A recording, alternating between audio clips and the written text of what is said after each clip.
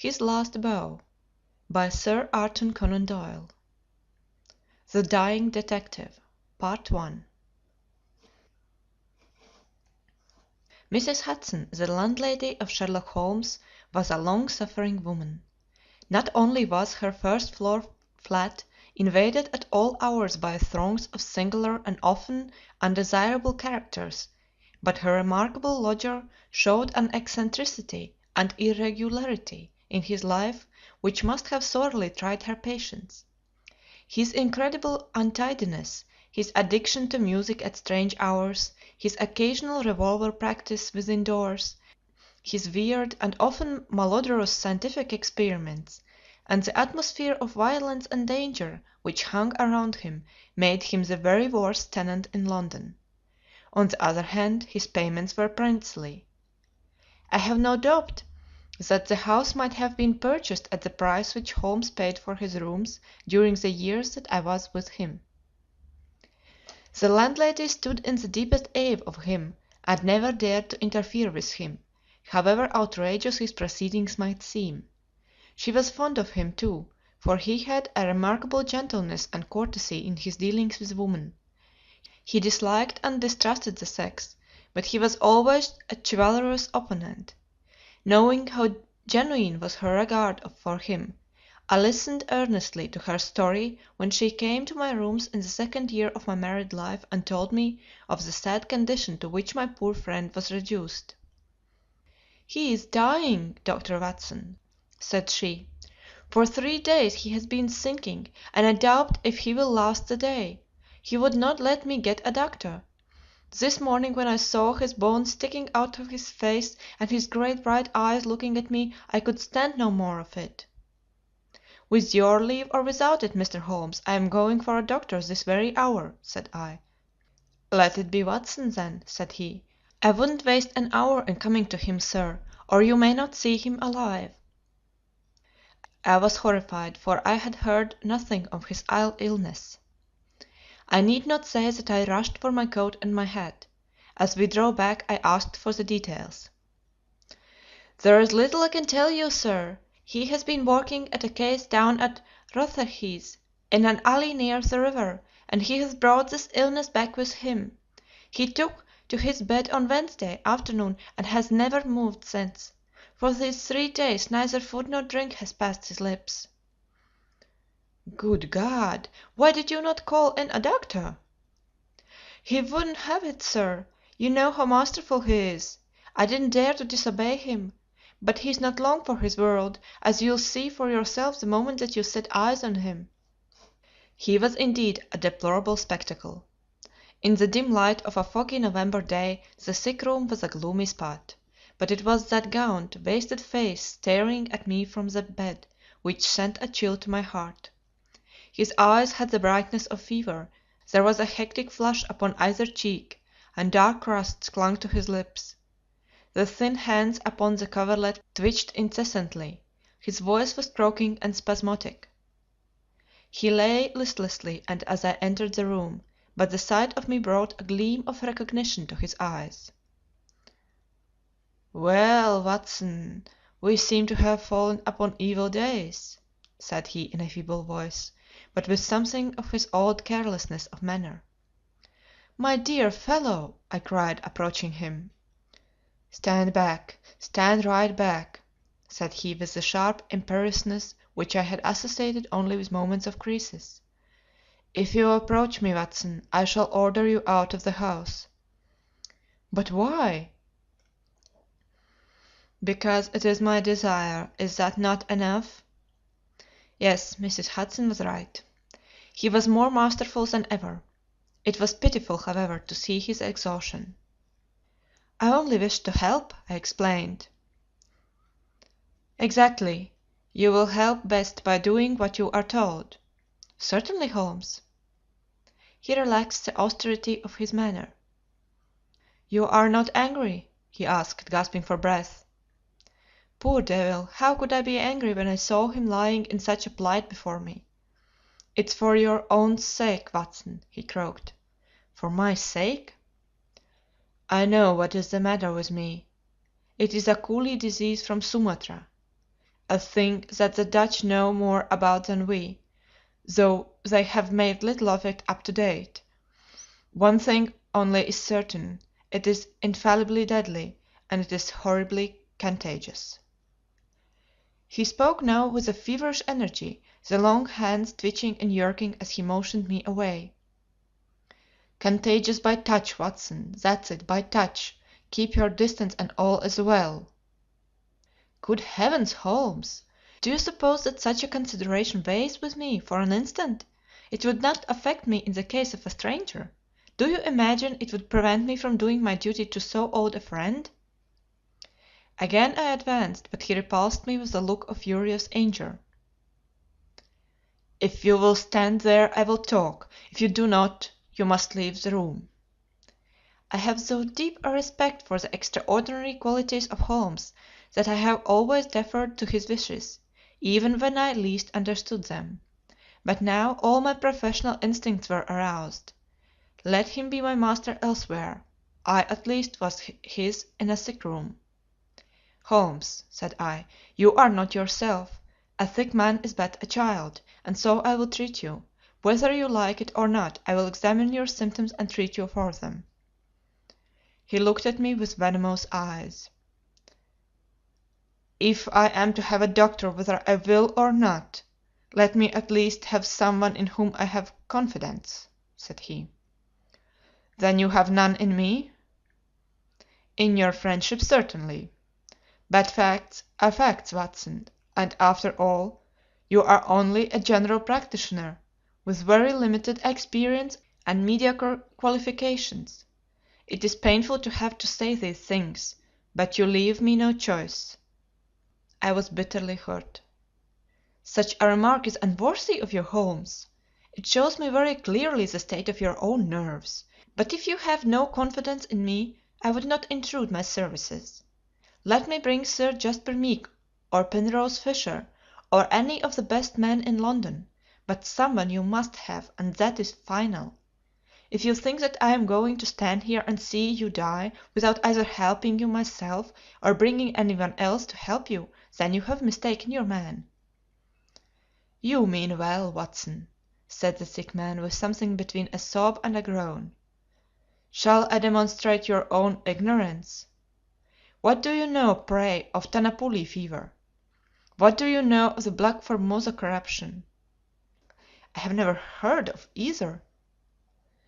"There are many problems of disease, many strange pathological possibilities in the East, Watson." He paused after each sentence to collect his failing strength. "I have learned so much during some recent researches which have a medico-criminal aspect. It was in the course of them that I contracted this complaint. You can do nothing." "Possibly not, but I happen to know that Dr. Ainstree, the greatest living authority upon tropical disease, is now in London. All remonstrance is useless, Holmes. I am going this instant to fetch him." I turned resolutely to the door. Never have I had such a shock. In an instant, with a tiger spring, the dying man had intercepted me. I heard the sharp snap of a twisted key. The next moment he had staggered back to his bed, exhausted and panting, after his one tremendous outflame of energy. "You won't take the key from me by force, Watson. I've got you, my friend. Here you are, and here you will stay until I will otherwise. But I'll humor you." All this in little gasps, with terrible struggles for breath between. "You've only my own good at heart. Of course, I know that very well. You shall have your way, but give me time to get my strength. Not now, Watson, not now. It's 4 o'clock. At 6 you can go." "This is insanity, Holmes." "Only 2 hours, Watson. I promise you will go at 6. Are you content to wait?" "I seem to have no choice." "None in the world, Watson. Thank you. I need no help in arranging the clothes. You will please keep your distance. Now, Watson, there is one other condition that I would make. You will seek help, not from the man you mention, but from the one that I choose. "By all means." "The first three sensible words that you have uttered since you entered this room, Watson. You will find some books over there. I am somewhat exhausted. I wonder how a battery feels when it pours electricity into a non conductor. At 6, Watson, we resume our conversation." But it was destined to be resumed long before that hour, and in circumstances which gave me a shock hardly second to that caused by his spring to the door. I had stood for some minutes looking at that silent figure in the bed. His face was almost covered by the clothes, and he appeared to be asleep.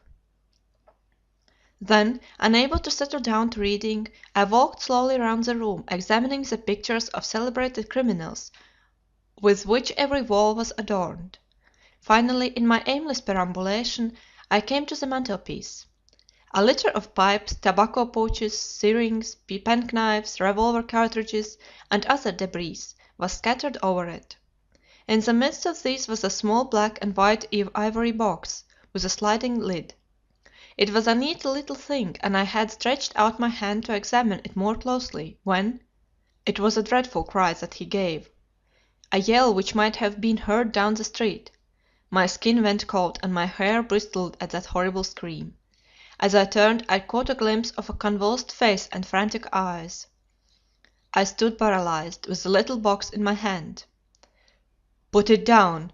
Down! This instant, Watson! This instant, I say!" His head sank back upon the pillow, and he gave a deep sigh of relief as I replaced the box upon the mantelpiece. "I hate to have my things touched, Watson. You know that I hate it.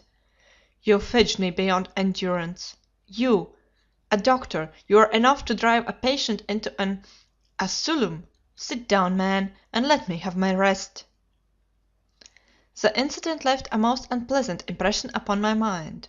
The violent and causeless excitement followed by this brutality of speech, so far removed from his usual suavity, showed me how deep was the disorganization of his mind. Of all ruins, that of a noble mind is the most deplorable. I sat in silent dejection until the stipulated time had passed. He seemed to have been watching the clock as well as I, for it was hardly 6 before he began to talk with the same feverish animation as before. "Now, Watson," said he, "have you any change in your pocket?" "Yes." "Any silver?" "A good deal." "How many half crowns?" "I have 5." "Ah, too few, too few. How very unfortunate, Watson. However, such as they are, you can put them in your watch pocket, and all the rest of your money in your left trouser pocket. Thank you. It will balance you so much better like that." This was raving insanity. He shuddered and again made a sound between a cough and a sob. "You will now light the gas, Watson, but you will be very careful that not for one instant shall it be more than half on. I implore you to be careful, Watson. Thank you, that is excellent. No, you need not draw the blind. Now you will have the kindness to place some letters and papers upon this table within my reach. Thank you. Now some of that litter from the mantelpiece. Excellent, Watson. There is a sugar tongs there. Kindly raise that small ivory box with its assistants. Place it here among the papers. Good. You can now go and fetch Mr. Calverton-Smith, of 13 Loverburg Street." To tell the truth, my desire to fetch a doctor had somewhat weakened, for poor Holmes was so obviously delirious that it seemed dangerous to leave him. However, he was as eager now to consult the person named as he had been obstinate in refusing. "I never heard the name," said I. "Possibly not, my good Watson. It may surprise you to know that the man upon earth who is best versed in this disease is not a medical man, but a planter. Mr. Culverton-Smith is a well-known resident of Sumatra, now visiting London. An outbreak of the disease upon his plantation, which was distant from medical aid, caused him to study it himself, with some rather far-reaching consequences. He is a very methodical person, and I did not desire you to start before 6, because I was well aware that you would not find him in his study. If you could persuade him to come here and give us the benefit of his unique experience of this disease, the investigation of which has been his dearest hobby, I cannot doubt that he could help me. I give Holmes's remarks as a consecutive whole, and will not attempt to indicate how they were interrupted by gaspings for breath and those clutchings of his hands which indicated the pain from which he was suffering. His appearance had changed for the worse during the few hours that I had been with him. Those hectic spots were more pronounced, the eyes shone more brightly out of darkened hollows, and a cold sweat glimmered upon his brow. He still retained, however, the jaunty gallantry of his speech. To the last gasp he would always be the master.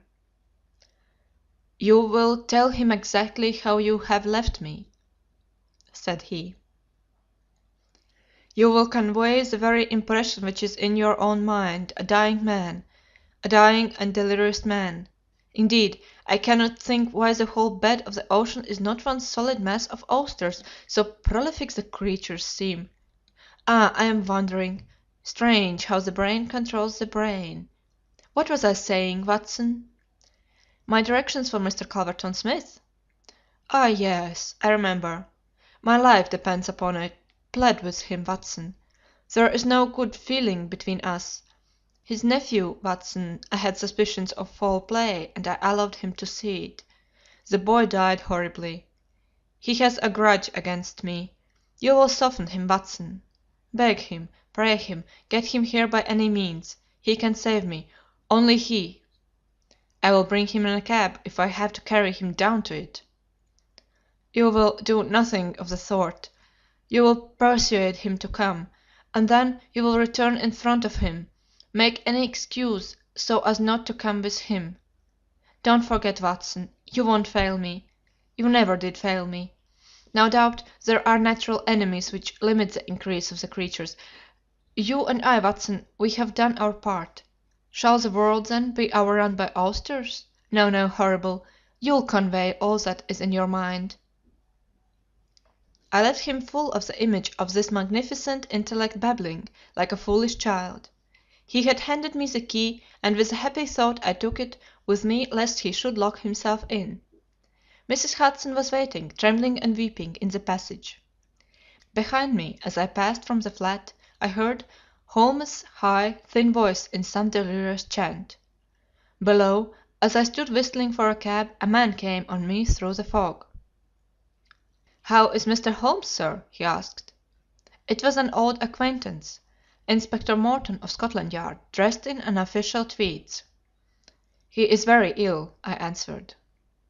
He looked at me in a most singular fashion. Had it not been too fiendish, I could have imagined that the gleam of the fanlight showed exultation in his face. "I heard some rumor of it," said he. The cab had driven up, and I left him. Loverburg Street proved to be a line of fine houses lying in the vague borderland between Notting Hill and Kensington. The particular one at which my cabman pulled up had an air of smug and demure respectability in its old-fashioned iron railings, its massive folding door, and its shining brasswork. All was in keeping with a solemn butler, who appeared framed in the pink radiance of a tinted electric light behind him. "Yes, Mr. Culverton Smith is in, Dr. Watson. Very good, sir. I will take up your card." My humble name and title did not appear to impress Mr. Culverton Smith. Through the half-open door I heard a high, petulant, penetrating voice. "Who is this person? What does he want? Dear me, Staples, how often have I said that I am not to be disturbed in my hours of study?" There came a gentle flow of soothing explanation from the butler. "Well, I won't see him, Staples. I can't have my work interrupted like this. I'm not at home. Say so. Tell him to come in the morning if he really must see me." Again the gentle murmur. "Well, well, give him that message. He can come in the morning, or he can stay away. My work must not be hindered." I thought of Holmes tossing upon his bed of sickness and counting the minutes, perhaps, until I could bring help to him. It was not a time to stand upon ceremony. His life depended upon my promptness. Before the apologetic butler had delivered his message, I had pushed past him and was in the room. End of The Dying Detective, Part 1.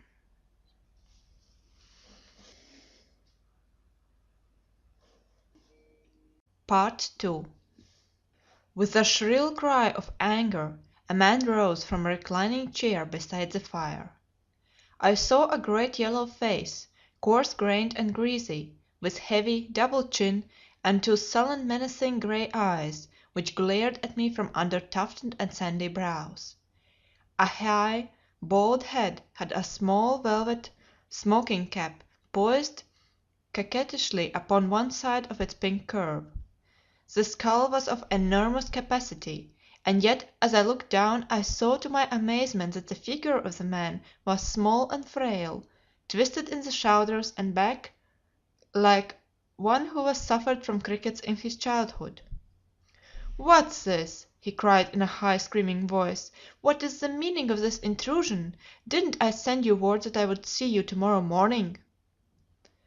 "I am sorry," said I, "but the matter cannot be delayed. Mr. Sherlock Holmes—" The mention of my friend's name had an extraordinary effect upon the little man. The look of anger passed in an instant from his face. His features became tense and alert. "Have you come from Holmes?" he asked. "I have just left him."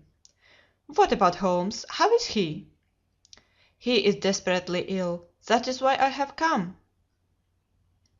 The man motioned me to a chair, and turned to resume his own. As he did so I caught a glimpse of his face in the mirror over the mantelpiece. I could have sworn that it was set in a malicious and abominable smile. Yet I persuaded myself that it must have been some nervous contraction which I had surprised, for he turned to me an instant later with genuine concern upon his features. "I am sorry to hear this," said he. "I only know Mr. Holmes through some business dealings which we have had, but I have every respect for his talents and his character. He is an amateur of crime, as I am of disease. For him the villain, for me the microbe. There are my presents," he continued, pointing to a row of bottles and jars which stood upon a side table. "Among those gelatine cultivations some of the very worst offenders in the world are now doing time."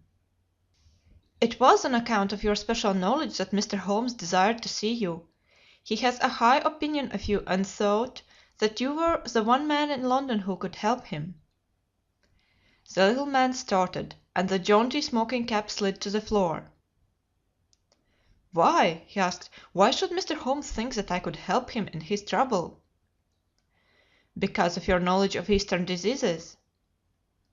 "But why should he think that this disease which he has contracted is Eastern?" "Because in some professional inquiry he has been working among Chinese sailors down in the docks." Mr. Culverton Smith smiled pleasantly and picked up his smoking cap. "Oh, that's it, is it?" said he. "I trust the matter is not so grave as you suppose. How long has he been ill?" "About 3 days." "Is he delirious?" "Occasionally." "Tut, tut, this sounds serious. It would be inhuman not to answer his call. I very much resent any interruption to my work, Dr. Watson, but this case is certainly exceptional. I will come with you at once." I remembered Holmes' injunction. "I have another appointment," said I. "Very good, I will go alone. I have a note of Mr. Holmes' address. You can rely upon my being there within half an hour at most." It was with a sinking heart that I entered Holmes' bedroom. For all that I knew the worst might have happened in my absence. To my enormous relief he had improved greatly in the interval.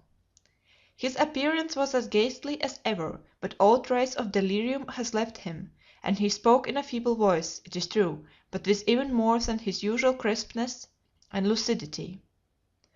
"Well, did you see him, Watson?" "Yes, he is coming." "Admirable, Watson, admirable! You are the best of messengers." "He wished to return with me." "That would never do, Watson. That would be obviously impossible. Did he ask what ailed me?" "I told him about the Chinese in the East End." "Exactly. Well, Watson, you have done all that a good friend could.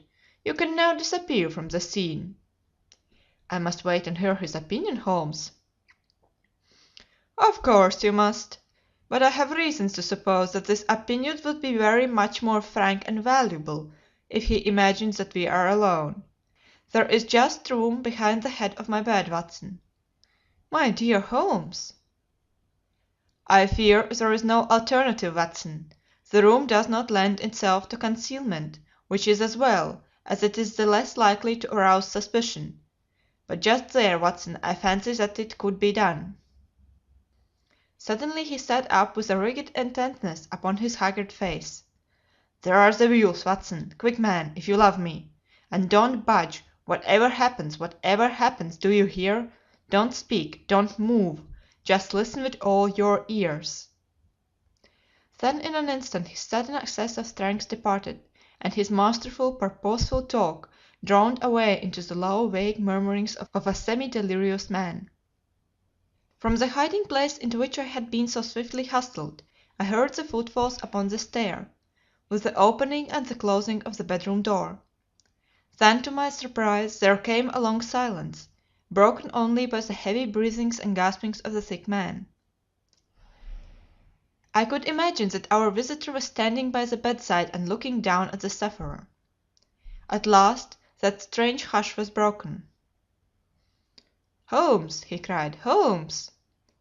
in the insistent tone of one who awakens a sleeper. "Can't you hear me, Holmes?" There was a rustling, as if he had shaken the sick man roughly by the shoulder. "Is that you, Mr. Smith?" Holmes whispered. "I hardly dared hope that you would come." The other laughed. "I should imagine not," he said, "and yet you see I'm here. Coals of fire, Holmes, coals of fire." "It is very good of you, very noble of you. I appreciate your special knowledge." Our visitor sniggered. "You do. You are fortunately the only man in London who does. Do you know what is the matter with you?" "The same," said Holmes. "Ah, you recognize the symptoms?" "Only too well."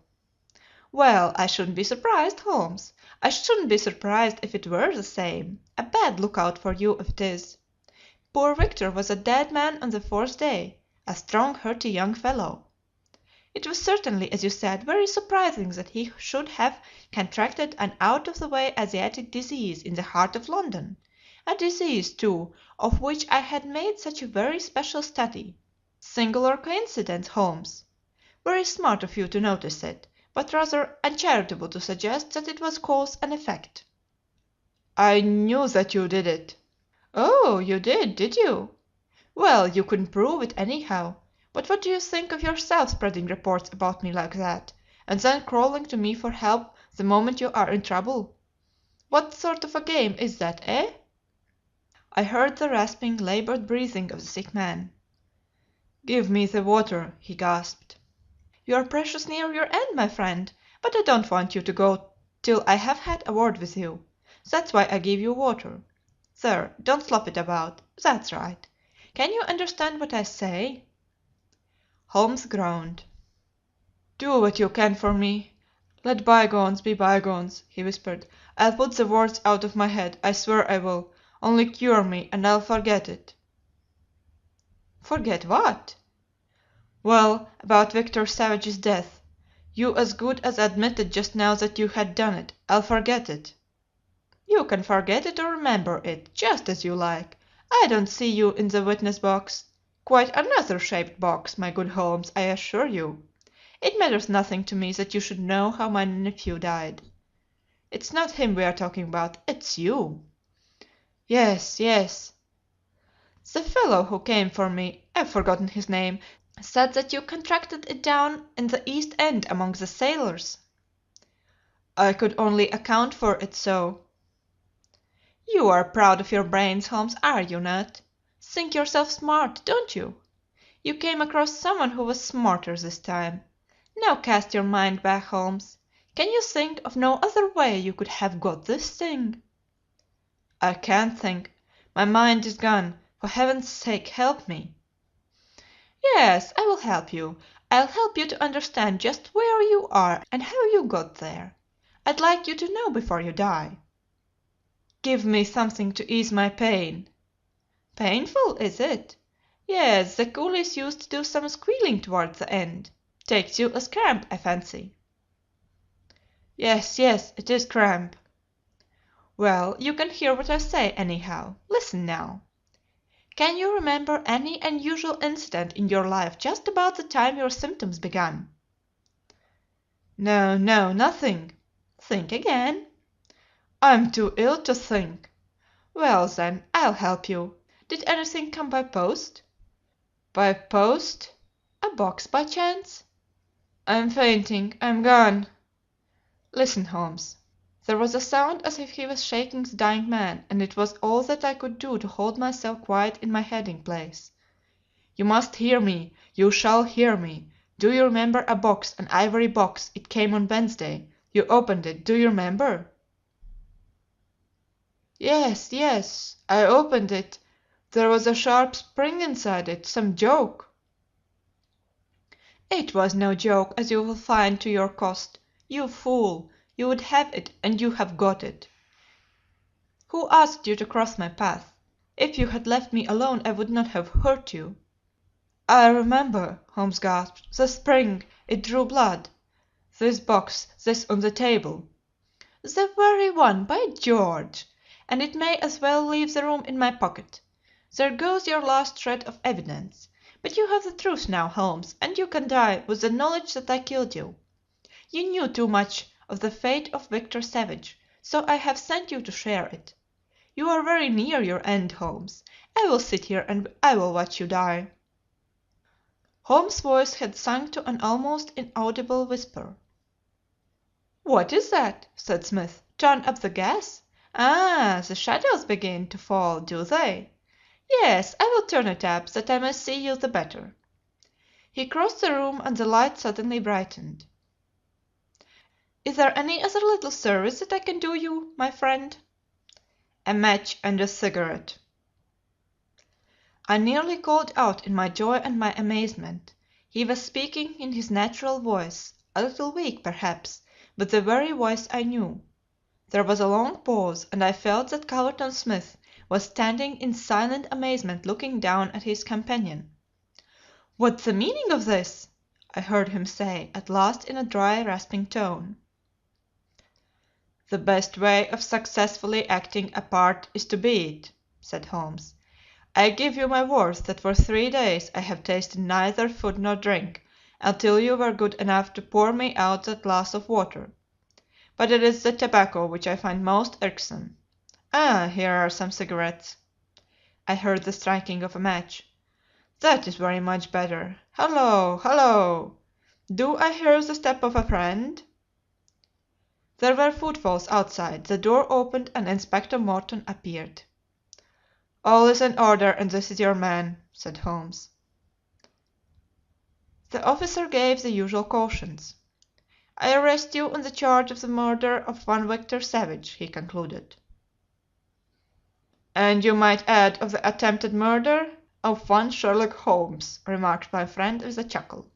"To save an invalid trouble, Inspector, Mr. Culverton Smith was good enough to give our signal by turning up the gas. By the way, the prisoner has a small box in the right hand pocket of his coat, which it would be as well to remove. Thank you. I would hand it gingerly if I were you. Put it down here. It may play its part in the trial." There was a sudden rush and a scuffle, followed by the clash of iron and a cry of pain. "You'll only get yourself hurt," said the inspector. "Stand still, will you?" There was the click of the closing handcuffs. "A nice trap!" cried the high snarling voice. "It will bring you into the dock, Holmes, not me. He asked me to come here to cure him. I was sorry for him and I came. No, he will pretend, no doubt, that I have said anything which he may invent which will corroborate his insane suspicions. You can lie as you like, Holmes. My word is always as good as yours." "Good heavens!" cried Holmes. "I had totally forgotten him. My dear Watson, I owe you 1,000 apologies. To think that I should have overlooked you. I need not introduce you to Mr. Culverton Smith, since I understand that you met somewhat earlier in the evening. Have you the cab below? I will follow you when I am dressed, for I may be of some use at the station." "I never needed it more," said Holmes, as he refreshed himself with a glass of claret and some biscuits in the intervals of his toilet. "However, as you know, my habits are irregular, and such a feat means less to me than to most men. It was very essential that I should impress Mrs. Hudson with the reality of my condition, since she was to convey it to you, and you in turn to him. You won't be offended, Watson. You will realize that among your many talents dissimulation finds no place, and that if you had shared my secret you would never have been able to impress Smith with the urgent necessity of his presence, which was the vital point of the whole scheme. Knowing his vindictive nature, I was perfectly certain that he would come to look upon his handiwork." "But your appearance, Holmes, your ghastly face!" "3 days of absolute fast does not improve one's beauty, Watson. For the rest, there is nothing which a sponge may not cure. With vaseline upon one's forehead, belladonna in one's eyes, rouge over the cheekbones, and crusts of beeswax round one's lips, a very satisfying effect can be produced. Malingering is a subject upon which I have sometimes thought of writing a monograph. A little occasional talk about half-crowns, oysters, or any other extraneous subject produces a pleasing effect of delirium." "But why would you not let me near you, since there was in truth no infection?" "Can you ask, my dear Watson? Do you imagine that I have no respect for your medical talents? Could I fancy that your astute judgment would pass a dying man who, however weak, had no rise of pulse or temperature? At 4 yards I could deceive you. If I failed to do so, who would bring my Smith within my grasp? No, Watson, I would not touch that box. You can just see if you look at it sideways where the sharp spring, like a viper's tooth, emerges as you open it. I dare say it was by some such device that poor Savage, who stood between this monster and the reversion, was done to death. My correspondence, however, is, as you know, a varied one, and I am somewhat upon my guard against any packages which reach me. It was clear to me, however, that by pretending that he had really succeeded in his design I might surprise a confession. That pretence I have carried out with the thoroughness of the true artist. Thank you, Watson. You must help me on with my coat. When we have finished at the police station, I think that something nutritious at Simpson's would not be out of place." End of Section 2 of The Dying Detective by Sir Arthur Conan Doyle.